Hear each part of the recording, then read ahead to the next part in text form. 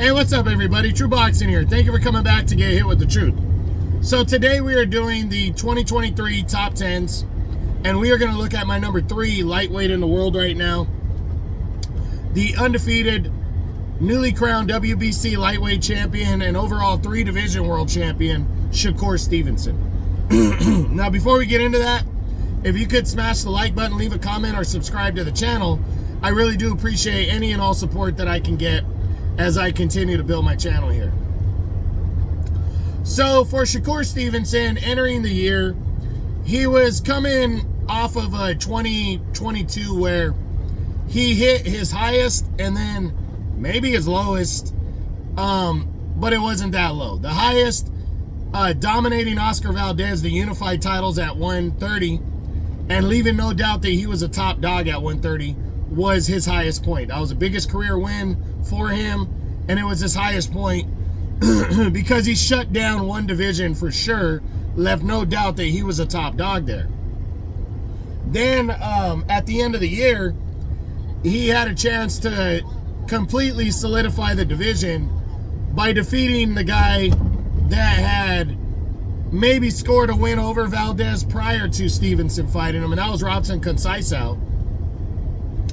Stevenson dominated Conceição over 12 rounds, but he also came in overweight and lost his lightweight titles on the scale, which in my opinion greatly hurt Stevenson's drive at the moment.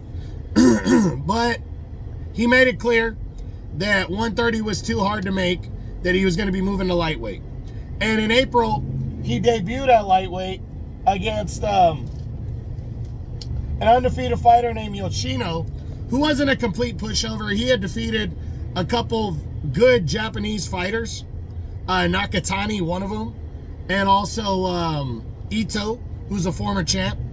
So, he came in against him, and he dominated Yoshino in his lightweight debut and stopped him in 6 rounds, and really put his name in the lightweight, in the lightweight mix. And then more criticism came his way for not accepting a lowball figure against Shakur Stevenson. He was a mandatory challenger. He wanted against Devin Haney, I'm sorry. He was a mandatory challenger, and as a mandatory challenger in the WBC, you're entitled to 25% of the purse. And that's all Devin Haney would give him. Stevenson felt like he deserved more than that, which he did, and the fight didn't go through. Personally, for me, I'm still standing by this. I believe Devin Haney lowballed him, knowing that Stevenson wouldn't take the fight. That's my opinion. I think he knew that it was highly unlikely that Stevenson would take the fight, and so he gave him the lowest figure and wouldn't offer him any more, and Stevenson said no. Now, I liken this to the pro-grade Jose Ramirez scenario that happened at the beginning of 2023 when Ramirez was a mandatory challenger. It started off at 25% for pro-grade because for Ramirez, and pro-grade moved it all the way up to about I think he was offering him 47%. Something like that. It was between 43 and 47% of the pot, which is well over what a mandatory challenger gets.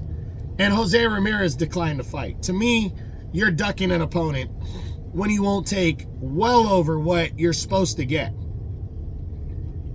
Devin Haney did not do that with Shakur Stevenson. So I don't feel the criticism of Stevenson is warranted for ducking Devin Haney. I don't think he did it at all. A lot of people will say, well, he should have taken the lowest figure, beat him, and then he could have made more money later. I'm not saying that is wrong, but I have to stand also and understand what Stevenson did as well. Financially, he knows he's worth way more than that, and he deserves way more than that. And if a guy like Jose Ramirez, who is not the name that Stevenson is getting offered more than that for his mandatory fight, which was only for one title, mind you, Stevenson deserved more to fight for all 4 world titles, the Undisputed belt. So that's my opinion there. But then Devin Haney, the belt would go vacant, and because he was moving up to 140, the WBC would name him their champion emeritus, which means he can come back down and fight Shakur or whoever whenever he wants. And Stevenson would be allowed to fight for the vacant belt. Frank Martin was supposed to fight him. Frank Martin bailed out, citing the same kind of financial dispute, even though he's not even close to being the name that Stevenson is. So I found that one funny. And then Edwin De Los Santos got the nod. De Los Santos, who had knocked out Jose Valenzuela and was moving up the ladder. Exciting fighter, young. And in one of the worst and ugliest fights I've ever seen, where guys were unwilling to throw punches on both sides, Shakur Stevenson was able to secure an ugly 12-round unanimous decision win over De Los Santos, who recorded the lowest punch connects in CompuBox history in a world title fight. So Stevenson would secure the vacant WBC belt, but in unspectacular form. And he definitely got booed. He felt it after the fight. He said he has to perform better than that. He cited injuries. But if you're gonna look that bad and you're hurt, don't fight then, because Stevenson really did himself a disservice in this one. He really cost himself a lot heading into 2024. I really don't think Vasily Lomachenko or anybody else, even maybe even Emmanuel Navarrete, are going to be looking at Shakur Stevenson now, because he was already feared because of his skill level. Now I think he's going to be feared because he's not an attractive opponent. So Shakur Stevenson, like I said, didn't do himself any favors. He's 26 years old, 21-0, 10 knockouts.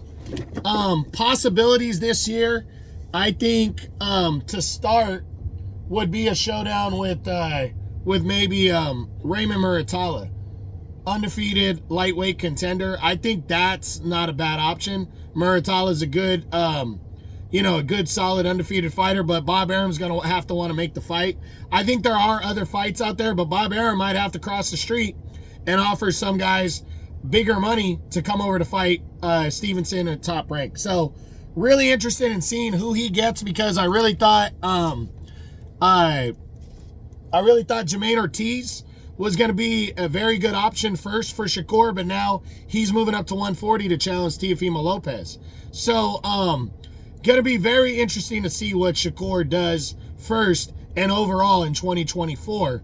But he very well could be sitting at the top of the division. I definitely think he's still going to be undefeated. He could be the top guy. He could be number 2 by the end of the year for sure. I don't see him really dropping, because there's a big drop-off after him in the top 3. So we'll see what happens, but that's it. That's my number 3 lightweight in the world right now. The undefeated and reigning WBC lightweight champion, Shakur Stevenson. And these are my 2023 top 10s. I hope you enjoyed the video. If you did, smash the like button, leave a comment, or subscribe to the channel. I appreciate any and all support. This is True Boxing. You've been hit with the truth.